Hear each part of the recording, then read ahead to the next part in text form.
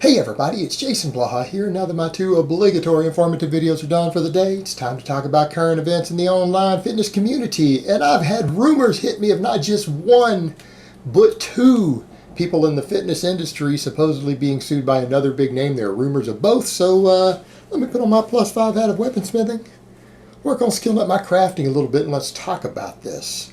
Alright guys, the first one being discussed here, and this is kind of funny. It's funny if this is actually true, because you got Nick's G4P who runs around being this total pro bodybuilding fanboy, and you guys know that's reason enough for me to give him a hard time. You know, people are like, Jason, he doesn't have a bad channel outside of that. Well, it doesn't matter. He's promoting something that is repugnant, that it's vile, destroys people's health. He's promoting a death cult that has its own set of enormous lifestyle problems with that whole industry, outside of the fact that it's an actual death cult that's basically killing the people involved in it. It's a horrific industry. Professional bodybuilding isn't just bad, it is horrifically bad.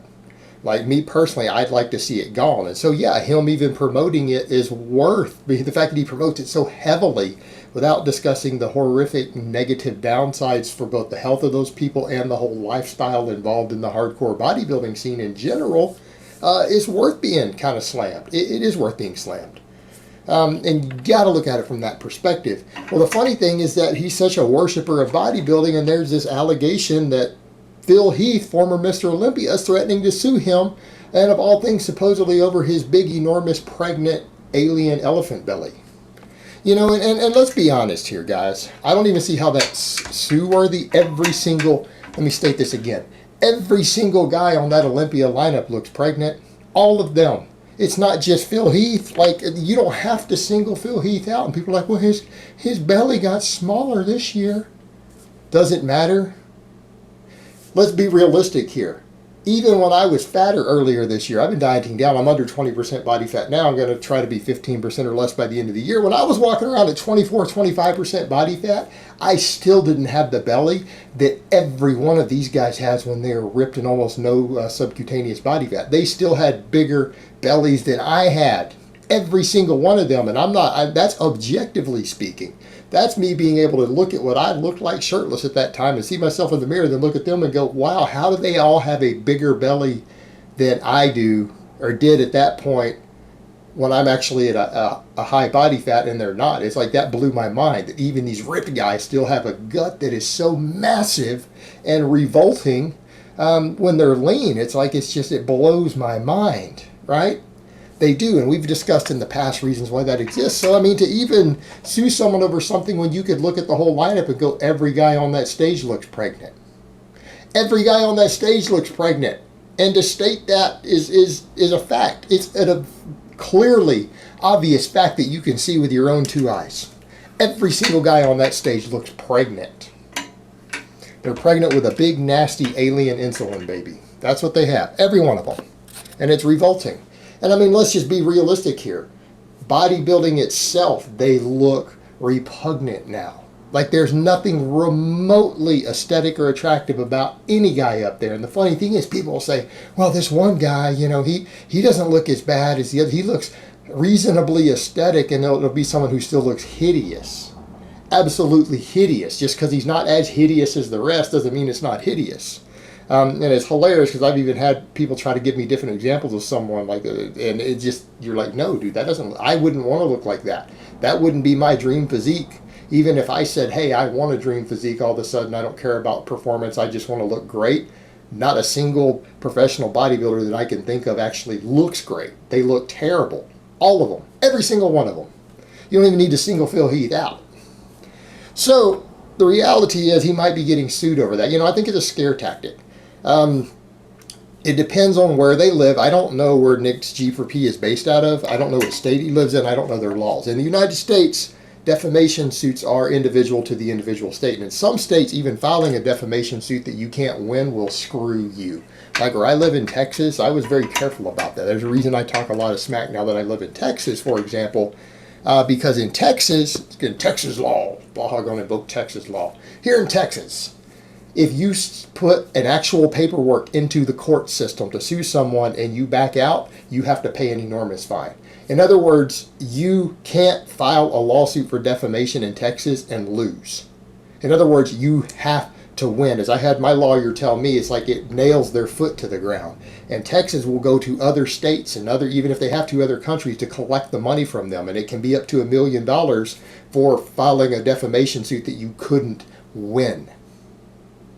You have to win it once you file it, or the state will take money from you. Not just legal fees. They want a penalty associated to award the person who you sued to prevent frivolous lawsuits. That's how they protect against frivolous lawsuits in Texas, to protect free speech. You got to pay the person for losing, and it's not just their court fees. They could end up with hundreds of thousands of dollars just for the inconvenience of having their free speech attacked from the person who tried to sue them.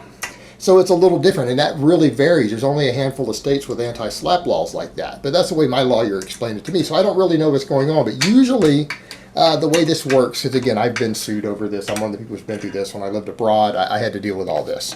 It's an enormous expense. If once you choose to play, it's enormous. You can either just let them sue you and spend hundreds of thousands of their own dollars sometimes and not participate, or whatever you want to do. But at a certain point, anyone who makes that threat knows that it may be an idle threat, because they need to know they're going to have a six-figure investment if they go through with the threat. But if they do have the money to invest, they can make life uncomfortable for you. They can make life uncomfortable for you if you can't afford to fight it. And I don't know what Nick's G for P's income looks like. I really don't know. I have no clue what he makes, and I don't know what his disposable income is.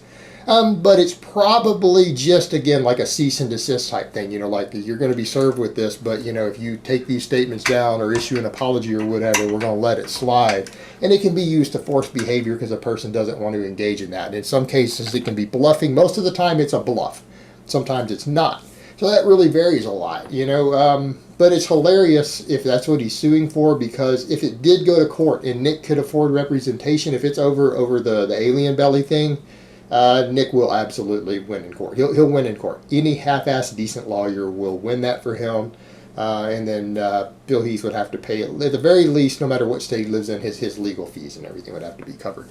So again, it's probably an idle threat, because that's not winnable in court over what I've seen. It absolutely isn't winnable. Then we have the other one that came through that apparently Lyle McDonald is saying, this is the only source I've heard from, and I guess I should address it because it's out there, because I have involvement with both of these people, at least in discussing their work and public engagement with Kinobody, as he even posted in my comments section before.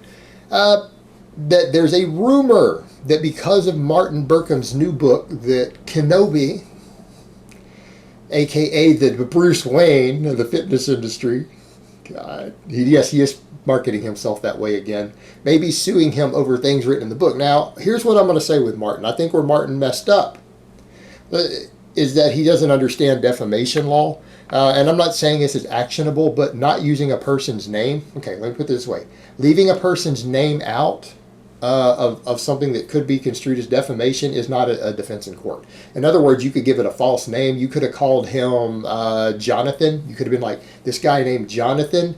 But if it matched the exact description that everyone knows is Kinobody, right? If everyone sees that and realizes he's talking about Kinobody, and it is defamatory, and he could prove that the general consensus that people arrived at the conclusion that it was him, in fact, that he was talking about, then that actually is actionable. That's still defamation, even though you used a different name or didn't use their name at all. That's a completely worthless defense tactic. It's the silliest thing you could do if you think that's a defense. If you're going to say something you're scared might be defamation, it's not going to stand in court at all. It's not going to help you to have not used their name. And oftentimes what used to be used was called the small dick defense, that basically when it described the person, you give them attributes that they don't want to admit to, because essentially if you describe it as an author did this, describe someone and then they didn't want to sue them because the person was described as having a very small penis. So the small penis defense was like one of the best successful defenses used when describing a character without putting their real name. Because you've attributed attribute to them, and then they could ask in court and have you on record saying, well, does this person describe you? And they have to say yes. And so if they say, well, that includes that this person had a very small penis in the story, so you're saying this describes you. And then if they say no, then it's not them. And if they say yes, at the very least, even though they might win, they have now admitted in public court on record that they have a small penis, which could be humiliating and insulting to them, and they could be defaming themselves by doing that. and create a lot of embarrassment. So the small penis defense is the sort of stuff people have used. Is essentially you need to describe the person. If you're going to use not their name, you need to describe them probably in such a way that they would be embarrassed to say that you are talking about them, and they wouldn't want it on record that the person you described is actually them. So there's a lot of other stuff going on there. Could he still sue even though he didn't use his name? Yeah, of course he can. But is he going to sue? I don't know. Kinobody probably has the disposable income to pull it off. I'm not sure where Martin lives these days, which country, which state, if he's in the U.S., what laws he's going to have to deal with. So as far as how he could fight that, if that's the case, I don't know. Is that a case, though, where Kinobody could, if, depending on where he lives, prove damages and actually successfully sue? Maybe. But there's a lot of factors involved there. Again, it would be extremely expensive to do that. And it would really be a dick thing for him to do, considering that he really did build off of Martin's back. Like, Kinobody basically marketed himself off of Martin's back, and he can't deny that. Everyone can see it. We can see it ourselves. We can tell that's the case. So if he actually did really use his work, which he did, and changed it a little, we know he did.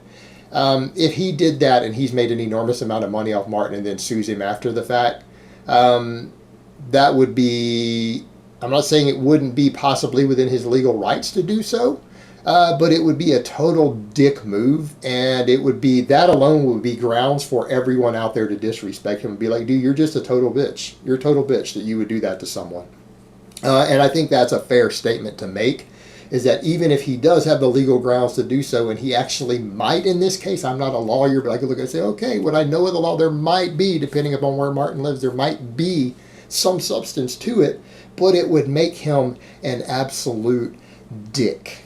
And it would make him a complete beta. It would make him a complete bitch if he actually did it after he made all this money off Martin's back, to go back and sue him for Martin being upset about it while he's still raking in the money from it. Come on, bro. That's not good for your rep. That's going to hurt your reputation in and of itself to actually do that. Just throwing that out there. All right, guys, but that's really all I have to say on that today. I hope it's been informative, and I will talk to you guys next time.